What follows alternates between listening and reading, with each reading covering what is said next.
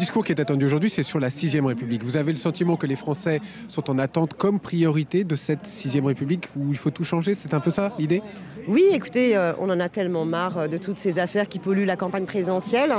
Et on aspire, et je pense que beaucoup de femmes et d'hommes aspirent à ce qu'on passe enfin à une 6e République, qu'on se débarrasse de cette monarchie présidentielle et qu'on puisse poser à nouveau des nouvelles règles du jeu, qu'on ait décidé vraiment de manière démocratique et qui permettent à la fois de renforcer totalement l'implication citoyenne, mais qui puisse aussi inscrire des droits nouveaux, comme le droit à l'avortement dans la Constitution ou le droit de mourir dans la dignité, inscrire une règle verte pour que la question vraiment de notre écosystème soit au cœur de notre projet, puis aussi des droits sociaux des salariés dans l'entreprise contre le diktat des actionnaires. Donc c'est plein de choses.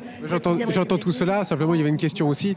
La campagne, elle est compliquée, vous êtes crédité à peu près de 11%, 5e dans les attentions des sondages en tout cas. Aujourd'hui c'est pour relancer cette campagne si on comprend bien. Non, ça la continue, vous savez, ça la continue, ça la poursuit et surtout c'est un moment qui sera tournant. Parce qu'aujourd'hui, il y a près d'un électeur ou une électrice sur deux qui ne sait pas s'il va voter ou pour qui voter. Et donc de voir cette dynamique populaire extrêmement forte où tout le monde est venu prendre de l'énergie pour justement la dernière ligne droite, le mois qui reste, pour convaincre avec notre programme L'Avenir en commun tous les gens qui sont autour de nous. Et on peut le faire. Donc moi je suis très confiante. Je vais vous dire, Jean-Luc Mélenchon, il peut être au 2e tour, tout à fait. On en rediscutera évidemment prochainement. Danielle Simonet.